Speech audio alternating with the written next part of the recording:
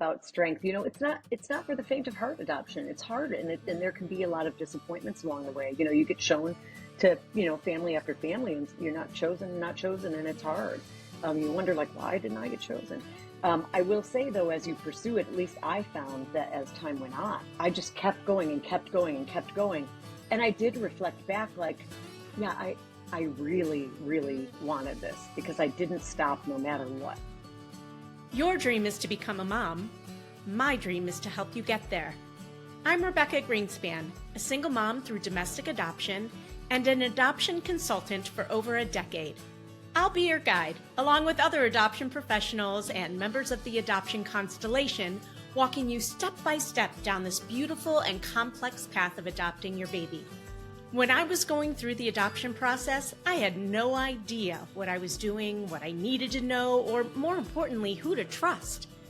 Well, after helping hundreds and hundreds of families grow through the beauty and complexity of adoption, I've learned more than a thing or two, and let me tell you, it's not always rainbows and butterflies. This isn't just another podcast sharing adoption stories, but it's for you if you're genuinely committed to diving in with an open heart, eager to learn everything there is to know about adopting a baby so that you can show up for yourself and your child in the best way possible.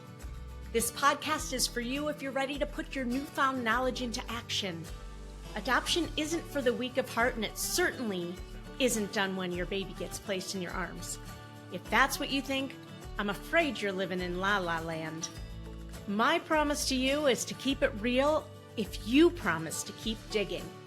We'll acknowledge the hard, and we'll also celebrate the joy that is adoption. You ready? Let's do this. Hey there, hopeful parents.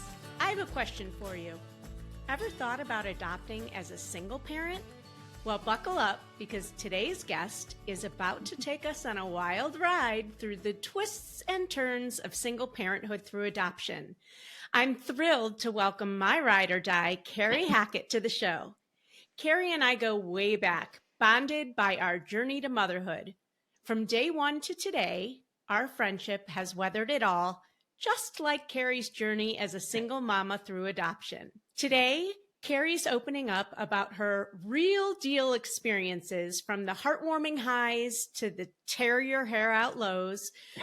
With a daughter who's a force of nature at age 11, Kerry's experienced it all. Her family is beautifully transracial, and her daughter's adoption is fully open. So we'll be sure to touch on that too.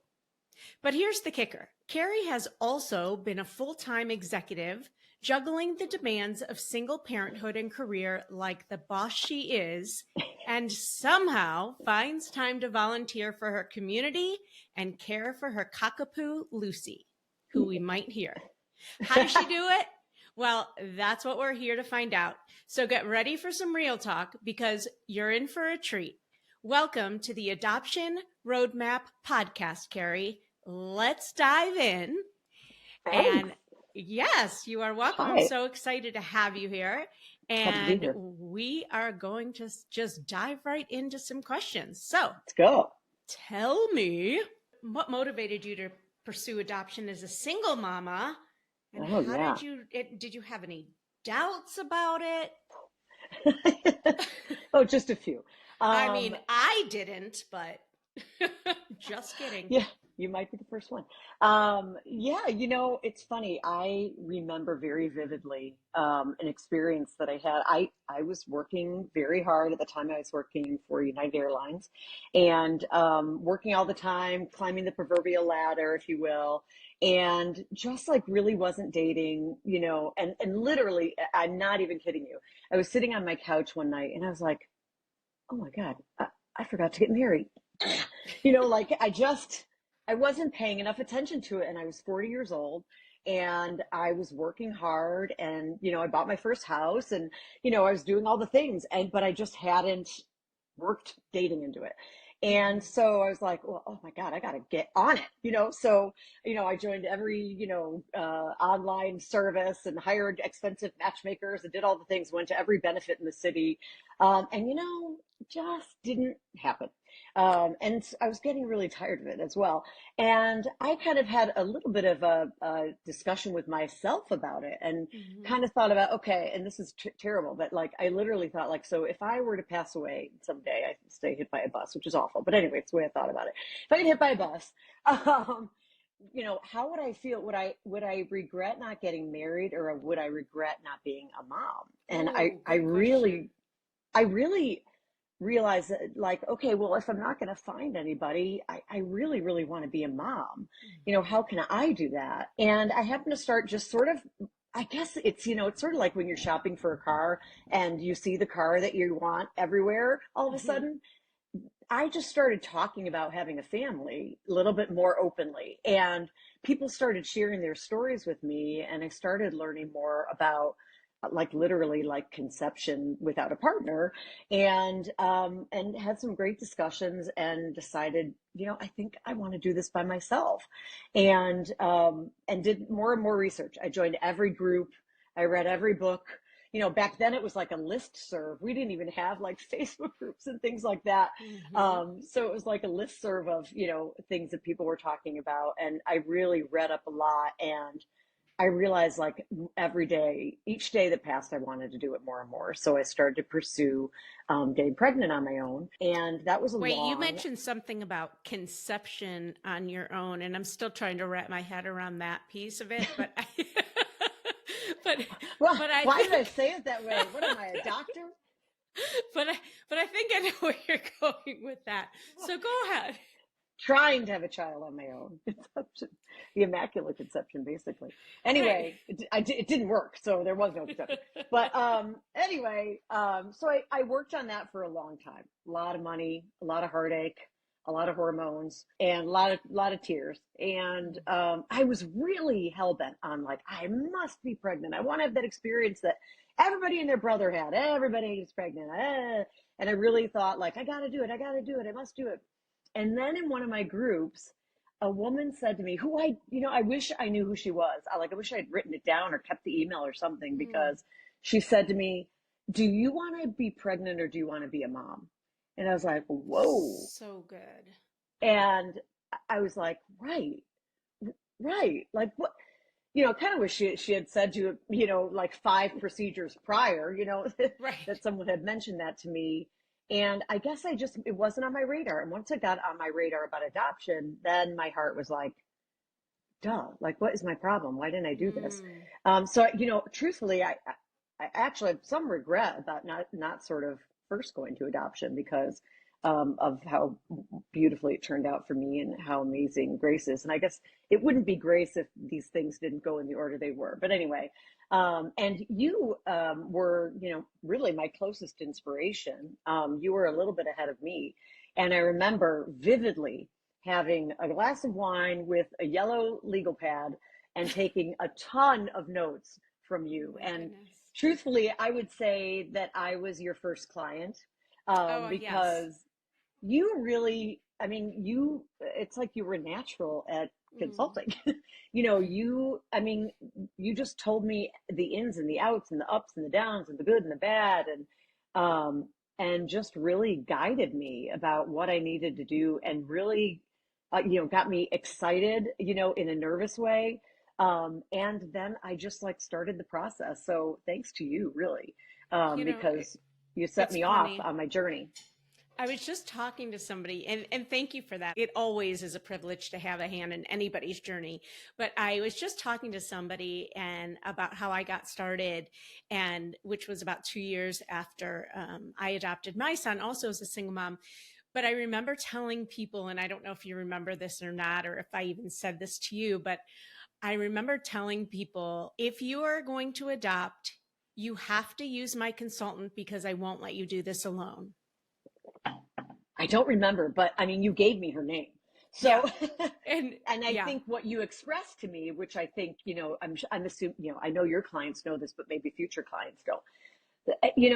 Having someone in your court, a consultant who will Hmm. answer all your questions, and there are a whole lot of questions. Yeah. And a lot of them are, like, some of it's minutia, like, just how does this work, or where do I go for this, or they sent me this and I don't know what to do with it, or how do I research this? It was just like so overwhelming. I mean, it really was a second full-time job.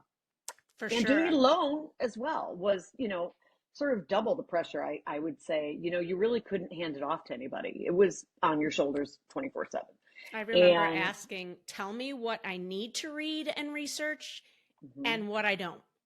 yeah, So that I yeah. can just like, I'm not going to start going down this rabbit hole if you can just tell me what to do. Hmm, So she hmm. was like, she might have recommended one book. She's like, you don't really need to. I'll teach it to you. And so Yeah. was it easy when you first started out? So did you use a consultant? So I ended up using a consultant, yes. Yeah. And it was probably the best money I ever spent because there Yeah. were things that, as, sort of a layman, I didn't know about the industry, right? So, as I was sort of looking into adoption, before I could pursue a consultant, I was sort of just going to agencies in my town. I live in Mm-hmm. Illinois, so I was going to places in Chicago and Evanston.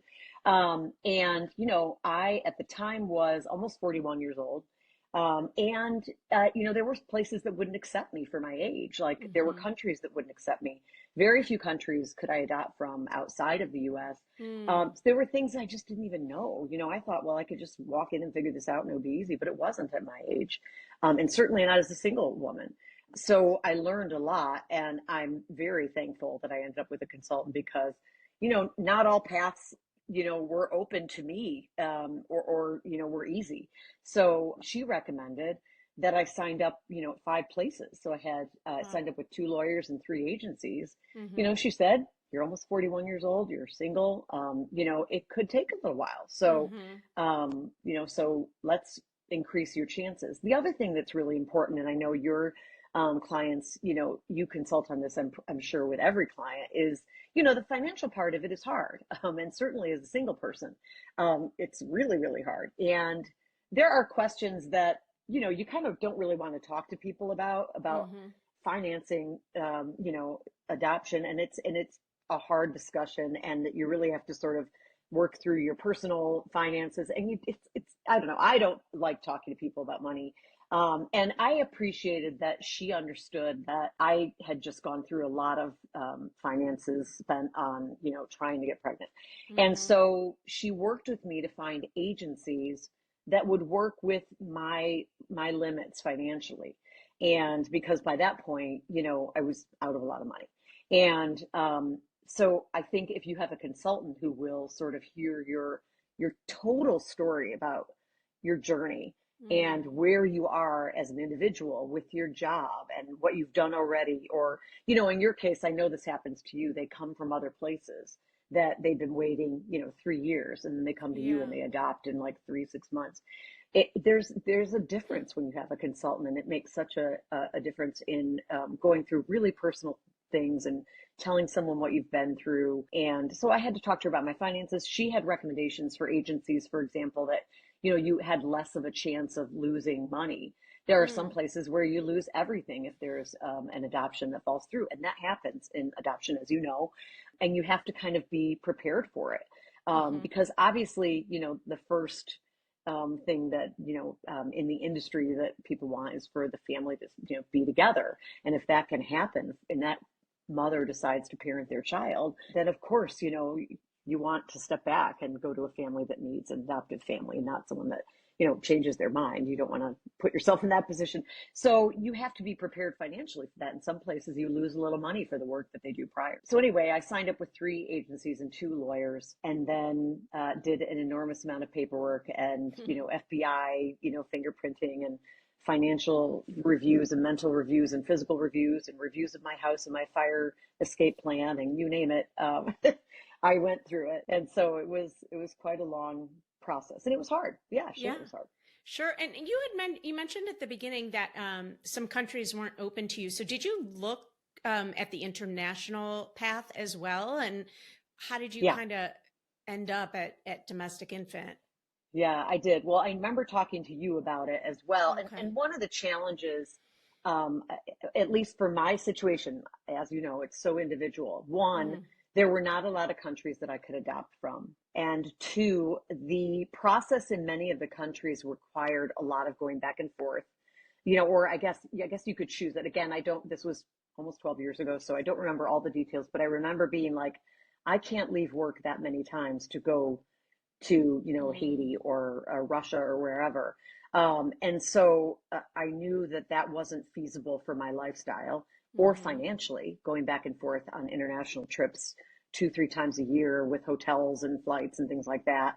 And then also, it sounded like the waits were extremely long in addition. So I just was like, I want to do it here, in Yeah. the States.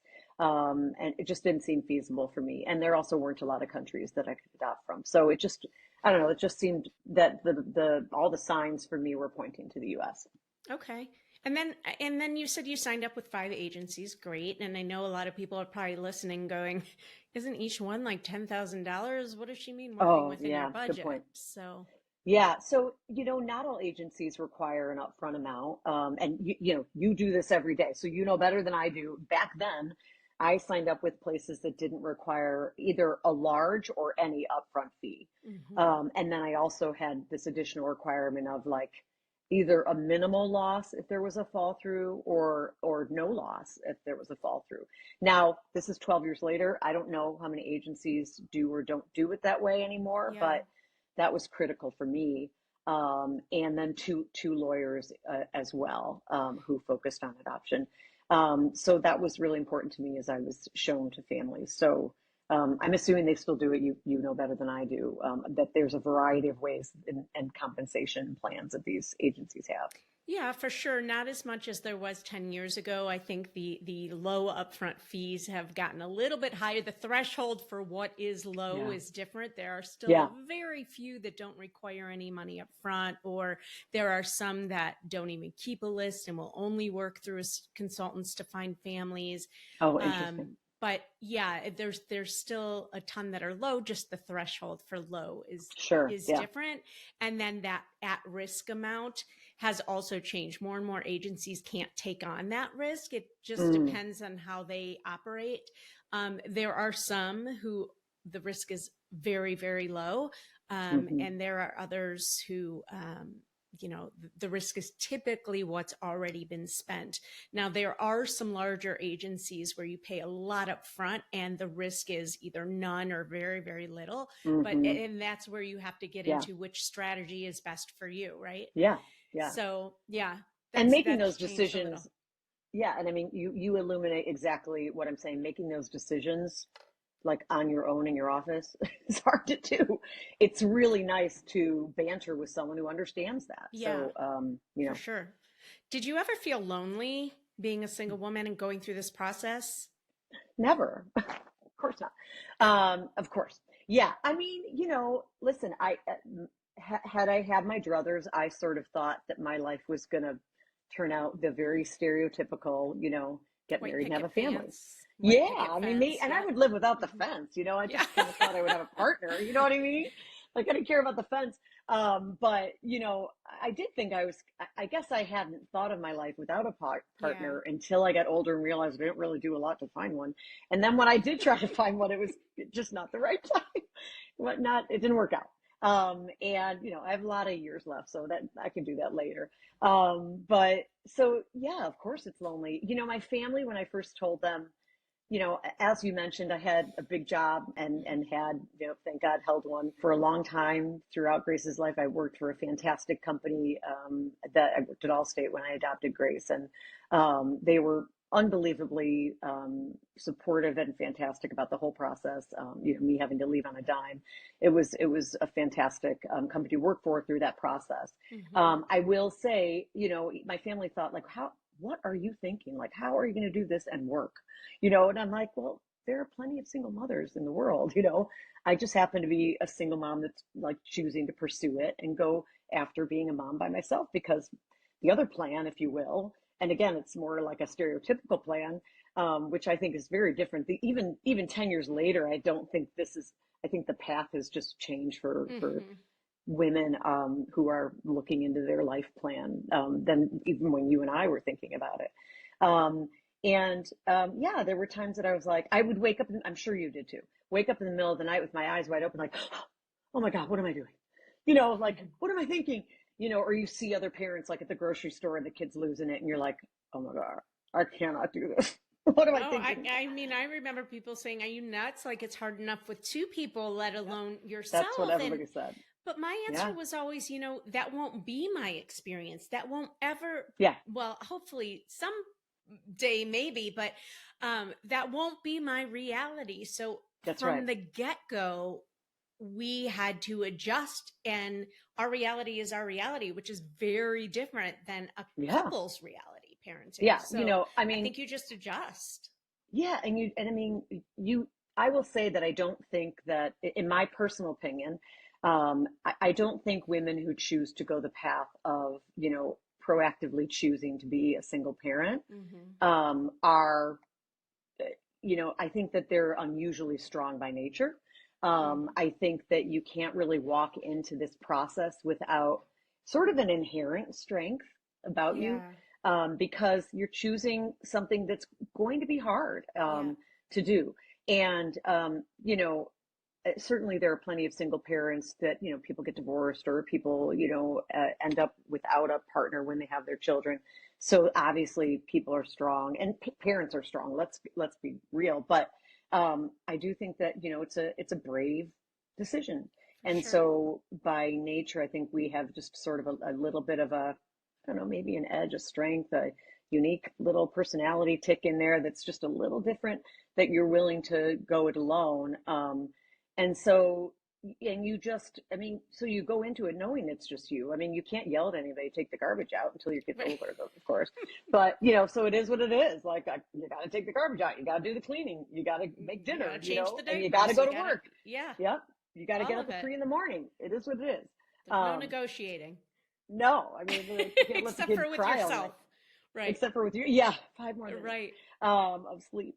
But I will say one thing, and certainly for those women who are considering it and are Yeah. older, a little bit older, I will say, in pursuing it, and literally having those 3 in the morning, 4 in the morning, 5 in the morning, feedings, and then going to work for a full day, it really was the highlight of my, it has been and continues to be the highlight of my life. Mm.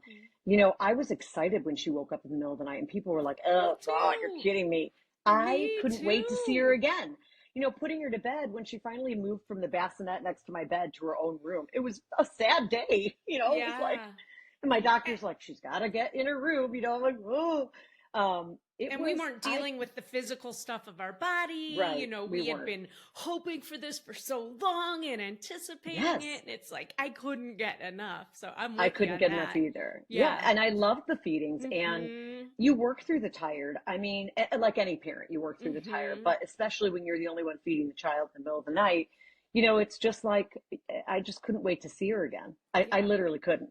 And those are some of my favorite memories. I had like Yeah. about 3.5 months maternity leave, thank God.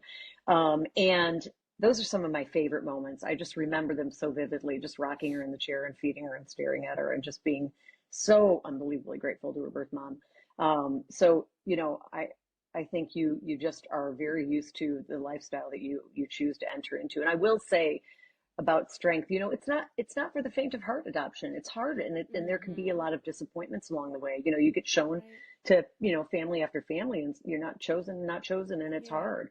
You wonder, like, why didn't I get chosen? Right. I will say, though, as you pursue it, at least I found that as time went on, I just kept going and kept going and kept going. And I did reflect back, like, yeah, I really, really wanted this, because I didn't stop no matter what. Nothing could change my mind that I wanted to be a mom. Nothing. It didn't matter what battle, what, boulder was put in front of me. I was like, okay, let me tackle this one. Okay, what's the next one? All right, next. And I really look back and go, yeah, this obviously was what was my dream, and I wasn't going to let it go. Yeah, I love that you brought that up because I have worked with people in the past who start the process and then they start dating someone and say, "Well, I'm going to see where this goes." And inevitably, a year later, they come Mm, back. mm, And it's like, I get it. I get it. Hmm. I Yep. I Sure. always thought I would do this with somebody, and like you said, nothing was going to stop you. So if Hmm. that does happen to somebody, great. Like, talk about it. Is that person on board if the relationship Hmm. continues, and do this together? Yeah. Putting things on hold is such a risk if that's Yeah. something that you really, really want. Or what have been some unexpected surprises that you've experienced as a single parent? Before we go on, we're going to take a quick break, but don't go away. We still have so much to talk about. The Adoption Roadmap podcast is sponsored by the Adoption Roadmap Academy, the only online program of its kind for hopeful adoptive parents like you who want step-by-step guidance, preparing for your home study, creating a compelling adoption profile book, choosing the right agencies, and more so that you can bring your baby home sooner. As an adoption consultant and adoptive mom who's been where you are, I'm going to guide you step by step through everything you need to know about the domestic infant adoption journey from home study to finalization. And the great part is, you get to do it at your own pace with a supportive community behind you. The Adoption Roadmap Academy is a step-by-step guide to domestic infant adoption for hopeful individuals and families who are sick and tired of waiting forever. It's the first and only self-paced adoption consultant-led program that shows you exactly how to navigate the domestic adoption process from home study to finalization. With our proven 4-step adoption roadmap model, you're going to be able to save time you can't make up, hours and weeks and even months of tedious legwork and research are done for you. You're going to be able to go at your own pace. No matter what else is going on in life, nobody's going to be breathing down your throat. You are going to be able to gain and keep momentum because everything is going to be spoon-fed for you in exactly the way you need. You are going to possibly even save money by knowing how to vet situations and working with the right agencies. It could save you a lot of heartache. You are going to be able to access this course anytime, anywhere, and get expert guidance and support, not only by me, but also by an amazing community who know exactly what you are walking through. Here's what you can expect inside. You'll be getting streaming videos, worksheets, bonus resources, an adoption profile creation, agency contacts, live streams to connect with other people, and unending education, all using our 4-step proprietary adoption roadmap model. Plus, you'll be receiving a bonus mindset step that I highly recommend for everyone. So if you're interested in starting your adoption journey and ready to fast forward and simplify your domestic adoption process, please email the word academy to support@rgadoptionconsulting.com today, and we'll get you started. Through adoption. Yeah. One thing I think that comes to mind when you mention that about the time and, sort of trying to, I used to joke about like sort of waiting for the guy to come through on the horse and, Yeah. not gonna happen.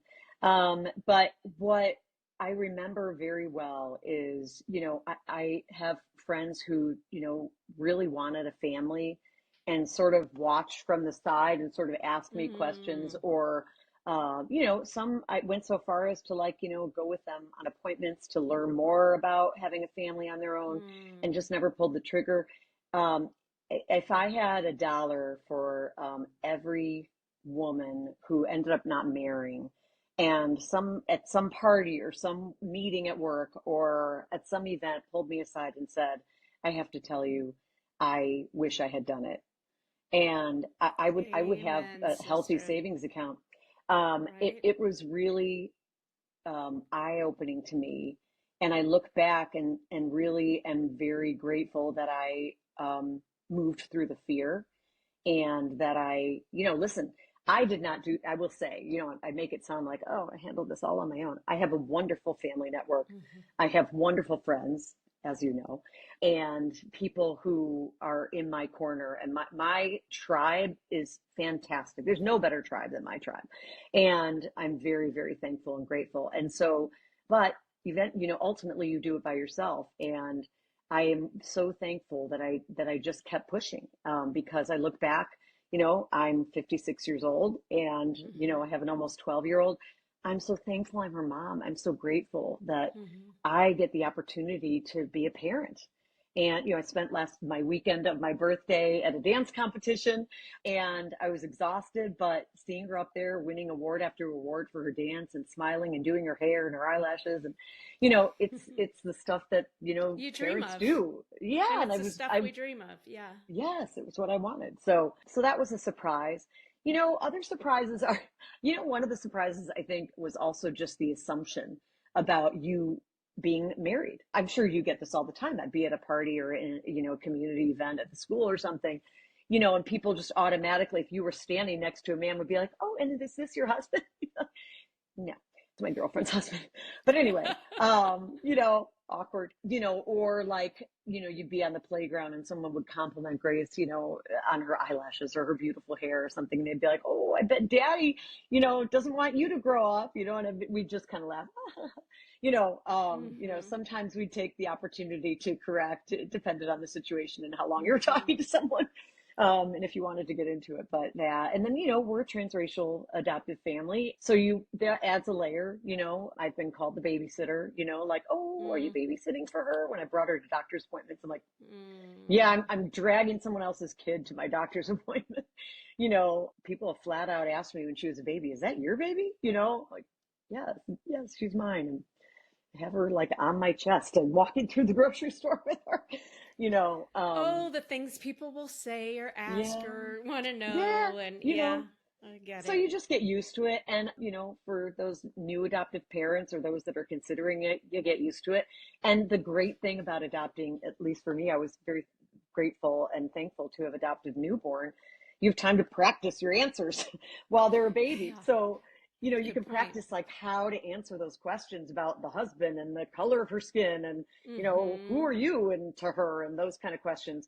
You have time to practice it so that by the time they're older, and can comprehend what's happening with them, your answers are so confident that, I see with Grace, her answers are confident now when she gets them.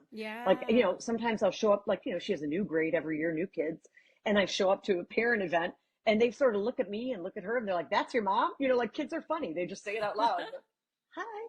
It just takes them a minute and then they sort of get over it. Or Grace will be like, "Yeah," and or Father's Day stuff, like, she'll be making something for her two uncles, and, they're fantastic, and they treat her like the princess she is. And, she'll make things for them at Father's Day, and kids will be like, "What are you doing?" She's like, "Well, I don't have a dad." It's just very, transparent, honest, raw, if you will. And people are sort of like, "Oh, okay." Um, and some people actually don't even like, they don't find out that Grace is adopted for a while. And then they meet me and they're like, we get into more in-depth conversation and they're like, Yeah. "Oh, I just thought you had a husband," like, so some of that stuff is surprising about Yeah. assumptions people make, but you get through it. Do you think there are advantages to parenting as a single woman, as a single Mm, mom? I do. It may sound like, I don't know, it may sound kind of selfish. I'm not sure. I really like making the decisions myself. I like, and, Me too. maybe it's a tad type A controlling personality, possibly, but I like making the decisions on vacations. I like making the decisions about her Mm. health care. I like making decisions about how I, help her with school and what she pursues as extracurricular activities. She's a dancer, as I mentioned. Those things are, I like sort of being the one that, makes all the decisions, and I don't have to consult with anybody. I don't have to negotiate. I don't have a mother-in-law. No, I'm just kidding. Some Yeah. people love their mother-in-law. Right. There are wonderful mother-in-laws in the world. But I don't have to deal with another family or sharing her time. Like, I obviously have friends who are married and may have ended up divorced, and this balance with another parent of sharing a kid on weekends and things like Yeah. that. I just, truthfully, I have her all to myself, and it's kind of great. I remember one time when I said to Grace, like, "Well, maybe I'll do a little dating. You're older now." And, and she's Yeah. like, "No, no." Mm-mm. And I'm like, "What? Why not? I mean, don't you want, like, wouldn't it be fun if I had a boyfriend or, maybe even a husband?" She's like, "No, I like it the way it is. Don't date." Oh. That's so So, nice. yeah, we I've, have a I've, nice thing. yeah, my son always did want me to find someone, and, Honey. he wanted a daddy. Yeah. And this was pre, his birth father coming into our lives, and he kind of Mm. backed up off after that. He's Hmm. very supportive though, if and when I do go out on a date. Yeah. But recently it has just like hit me like a ton of bricks that I really love our family unit Yeah. of the two of us. Like, and I think it comes with, I don't know, a lot of TV shows with dysfunctional families and movies, and you see Hmm. like how one parent could be great and the other parent might not be, and you just never Hmm. know. And I'm not, obviously every family is different, but it just made me step back and realize, we have a good thing going. Yeah. Yeah. And Very I blessed. feel like he sees that as well. There's definitely a lot of positives to be in a sense of pride, right? Oh, yeah. That Yes. we are making the choices, whether it's good choices or bad Right. choices. Listen, every parent You own it. struggles Yeah. with that. But okay, so what are the biggest challenges then Yeah. being a single mom? Because there Well, I is mean, that too. there are plenty of those, that's for sure. I think that the first thing that comes to mind is sort of obvious, I guess, for me, is the financial side of it, right? Yeah. I have a strong sense of how critical it is that I have a good job and can take care of my Mm. family. And truthfully, until I was a single mom, my one of my sisters, both my sisters were stay at home for a little while. One sister ended up going back to school and becoming a nurse, but I really didn't understand the pressure of the parent that is responsible for taking care of the family, male or female, Yes. right? And so I certainly didn't understand, my sisters who stayed at home and their husbands went to work every day, what they must be feeling about not the obligation, the worry of having to provide for a family and all the things that go into that as they Mm-hmm. grow, right? So like we have kids that are almost teenagers. We're thinking about college now, right? Yeah. I've been putting measly little amounts into a 529 plan since Grace was 2. It's still not enough money. I've been saving for 10 years. It's still not enough money to get Well, her it to keeps college, going up and up and up. Yeah. right? So financially, and then also just, to be, really transparent. I lost my job in November and I was laid off from a company that I was at for 20 years. I mentioned I was at Allstate for a really long time. And the pressure to find a good job is very significant. Yeah. And we have a beautiful home in the suburb of Chicago, and she is a dancer, which isn't cheap. And Mm-hmm. we have obligations and plenty of bills, and so it's very stressful. And it would have been nice if I could have been like, hey, your turn for a little while, I'm going to take a year Yeah. off or something. I don't have that luxury. I started looking for a job the day I was laid off and haven't stopped. It's hard. I'm a little bit older. I'm very tenured, so my journey has been taking a while. I'm hoping that will turn around at some point soon, but it's pressure. And then every now and then, and I know you feel this as a single parent, is just the weight of everything, right? Just worrying about Yeah. their education and how they're doing in school, and worrying about Mm-hmm. their friendships, and do they have the right mix of academics and extracurricular activity? Grace dances all the time, just worrying about all the things related to raising a good human. Am I Yep. doing all the right things? Yep. So that's real pressure, Yeah. I guess I those are the mean, big ones for me.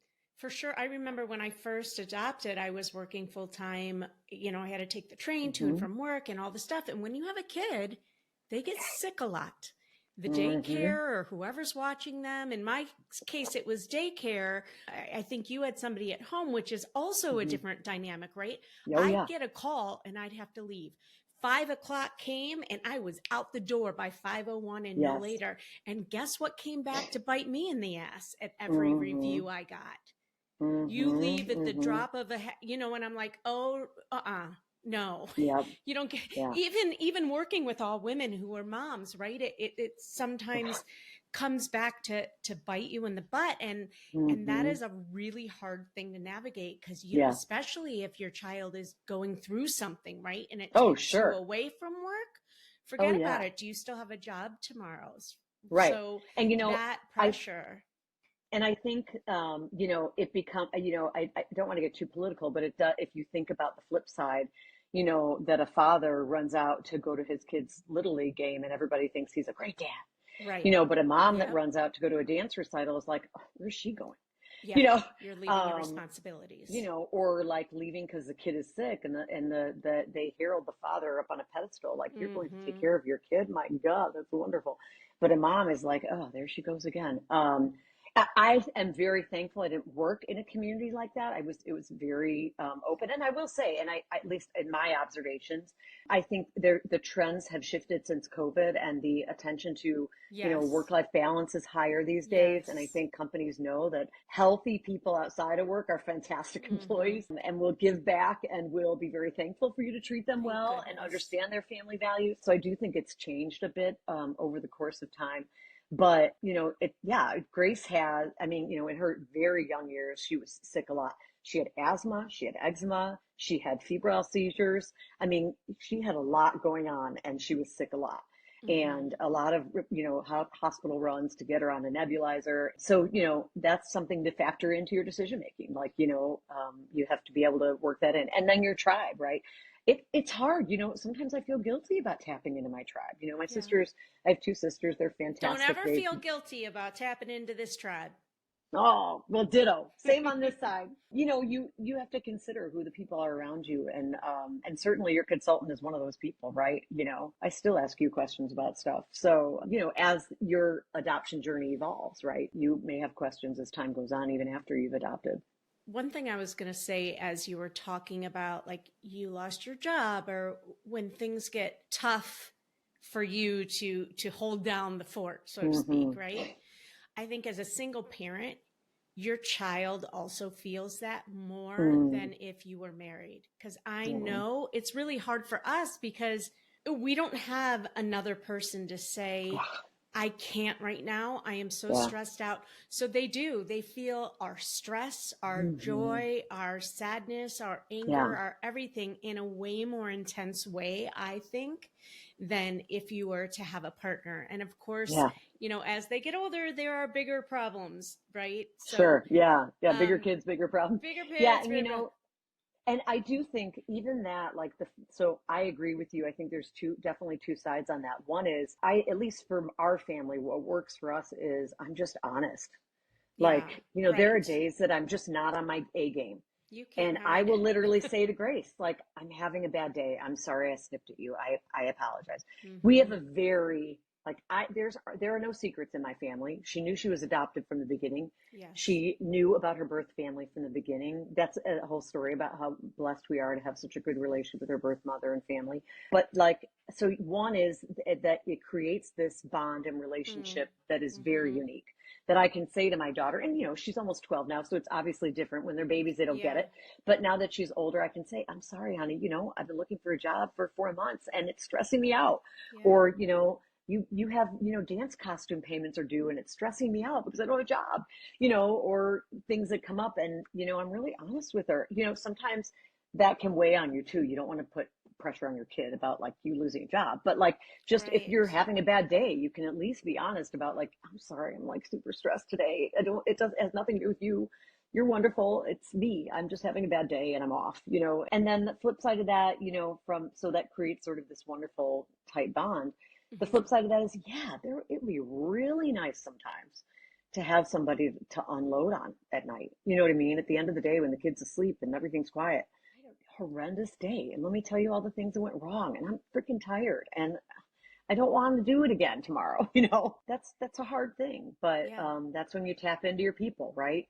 Ask for help. Single parent Yeah. version number one or rule number one is like, There you ask for go. help. Don't be a Piece of martyr. advice. Do Yes. not be a Ask martyr. for help. I love that. So do you take care of yourself? Do you have a work life balance? And I know you're not working right now, but even a parent life balance? Yeah, I do. Yeah. It ebbs and flows. Like, you and I were just talking about before we started about, I spent my birthday weekend at a dance recital, actually two dance competitions. Mm-hmm. And one was in Milwaukee out of town and one was way in the burbs in Aurora. So it was a crazy 2 days, 14, 16-hour days, redoing hair and makeup and clothes, but also very gratifying. And you get pretty tired. But I really try to get my workouts in. Truthfully, as an older parent, I'm 56, she's almost 12. I want to see her have a family someday in whatever way she chooses. And so I, put a priority on taking care of myself. And she's a pretty darn good motivation because I want to be around and I want to see her life, evolve. Yeah. So I try to find the time to take care of myself and work out. Listen, I've been going to dinner with my girlfriend since she was a baby because that fuels me and feeds me and I need it. Absolutely. Yeah. So, and we've done it together when you were living here. We did it a lot. If a babysitter costs a little bit more, or you beg your mom or you beg a Yeah. girlfriend, like, I need a night. Will you Oh, please just take her for a few hours? I will go down the street. I won't go far. Get your gaggle of, high school teenagers in your neighborhood and get them lined up because it feeds you and makes you a better parent. I mean, I think it makes me a better parent that I have wonderful relationships that fuel me and feed me and, give me a chance to just be with my girls, which is and let me just important to me. say something to that wonderful support system and community, good friends or family members. First of all, shout out to them. They hold us up a lot. However, what I was going to say was, let's talk about birthdays for a second, Mother's Day. Unless your friends or family do something for you in their name, they are Mm, not going to be no. acknowledged. And that can Yeah. hurt as a single mom, Yeah. right? Hmm. Honey, today you have to be extra good to me because it's Yeah. my birthday or it's Yeah, Mother's Day. exactly. They don't give a shit. They, Oh my they're God. kids. It's so true. So just warning single moms to be, Yeah. just push birthdays and Mother's Day aside for the first, I don't know, 15 years or so. Yeah. Yeah. It's true. Maybe And it's girls will be funny. a little bit better earlier. And well, maybe Maybe. I would also say this is probably a mother thing in general. uh, yeah, Partnered, married, single, you that's know, true. because Husbands. I'm a consultant with some husbands I know when it comes to Mother's Day and birthdays. So I will say I think that they need a little birdie whispering in their ear too. But I agree. In fact, it's funny you say that because yesterday was my birthday and Grace Yes. was Happy birthday. performing and they won a big award and Grace was they were up getting accepting this big award and the kids were all lined up and Grace was standing next to her bestie Ruby and the lady asked all their names and then said, what else do you want to say to everybody today? And put the mic in front of Grace. And she sort of stared into space. And Ruby, her bestie, whispered to her. And Grace goes, "Oh, yeah, I want to wish my mom a happy Oh, birthday." thank God for Ruby. She God came bless through Ruby. for you. She really did. It was super cute.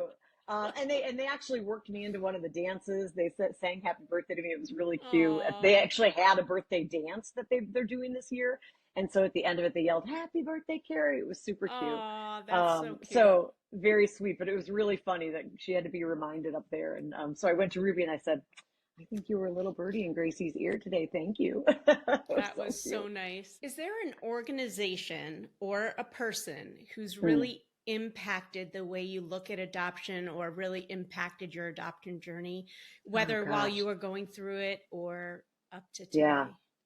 Well, most women that I talk to who are single, women who want to become a parent, I recommend Single Mothers by Choice. It was a saving grace for me for the Yeah. last 12 years. Now we've migrated to online groups, which is great. And back in the day, we had meetings in person. I Yeah. don't know, maybe the young girls these days have those meetings, but that's where you and I met. We were at the beginning of our journeys, and we Yeah. met each other and like instantly connected when I gave you a ride to your car in the cold. And that was very fulfilling because listen, in any situation, but especially in my opinion, being a single parent, having people who understand what you're going through and able to talk to them about it and ask all those nitty gritty Amen. questions Yeah. makes a huge difference. And I can't speak more positively about having those people in your corner or being, I've even told people join Single Mothers by Choice and be Yeah. a lurker if you're not into Yeah. talking. Just read. Exactly. or search a topic or whatever it is, like those resources there. And then there's a ton of adoption resources online. Just ask your friend what their favorite is. I'm on some transracial adoption boards, which are really helpful when you're talking about things like skincare and hair care. Over time, you obviously learn to do that with your, either your friends, or you go to a place that can help you with that, so you consult with folks that have that lived experience if you're adopting transracially. So all those things are fantastic resources, and they're places for you that are safe to ask questions and, be transparent about, what you need help with. Awesome. Well, I've loved everything you had to say about being a single mom. I'm going to end with some rapid fire questions. Okay. Just for fun. Okay. If you could go back and give your 18-year-old self one piece of advice, what would it be? They don't have to be adoption related. This is just in general? In general. Oh, God. I would tell her, you are fantastic. Learn it now. I learned it a little later in life. I would have just told her, like, you're so fantastic. Don't settle for anything that isn't worthy of you, and you're a badass, and you're going to have a fantastic life. Don't worry about a thing. Love it. What's the most important lesson you've learned in your life so far? Well, if I can be a little religious, I'm Catholic. I, went to Catholic schools for God, like 10 years. So I just would say I really, and really the adoption with Grace really was this story for me, because I really have my heart set on pregnancy, as I mentioned, that for me it was that it's God's plan, not yours.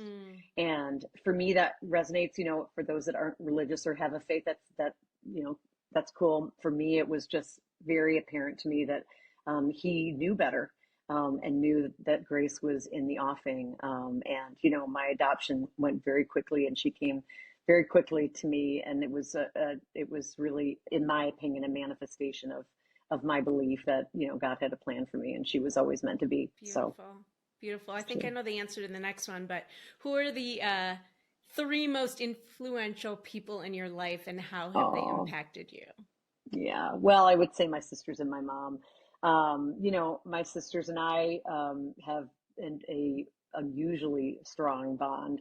We don't fight, we don't argue, we talk to each other 1,000 times a day. We've been very blessed to have a wonderful, very, very tight-knit relationship, and they've helped me up, and I hold them up, and I'm very fortunate. And my mom has just been my beacon of strength through all of this, and my biggest cheerleader through everything: job loss, adoption, you name it. When things are good, when things are bad, she's my cheerleader. She's been through, some things in her own life, and really showed me what a strong woman is.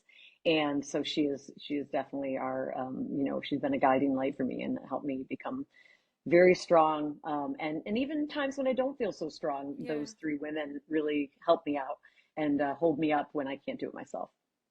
That's so beautiful. What's a book, movie, or podcast you'd recommend to people listening, and why? Oh, gosh. It can be anything. I'll be honest, I'm spending more time on LinkedIn than reading books or listening to podcasts. Trying to find a job. I know you're a true crime junkie. I am. I was going to say I'll scare people with this, but I love this podcast called True Crime Bullshit. It's a fascinating story about a serial killer.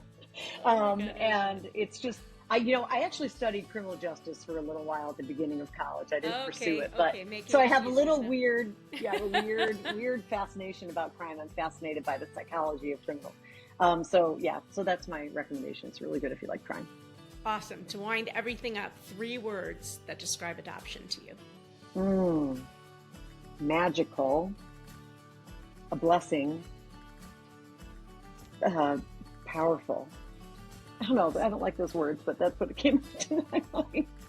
That's awesome. I love it. Thank you so much, Kerry, for being part of the Oh, thanks for having me. Thank you for having me. I appreciate it. Well, I hope you enjoyed that episode of the Adoption Roadmap podcast. If you did, I have a few favors to ask of you. First, please hit subscribe so you never miss an episode. And while you're at it, I'd love to hear your takeaways. Please write a review and let me know what you liked. And if you have a question or a suggestion on what you'd like to hear, I'd love to hear that too. Please shoot me an email at support@rgadoptionconsulting.com and Let me know what you'd like to hear about. And if you have a question, I may just answer it online. Thanks again for listening. Tune in every Wednesday and Friday morning for a brand new episode of the Adoption Roadmap podcast. Until next time, bye-bye.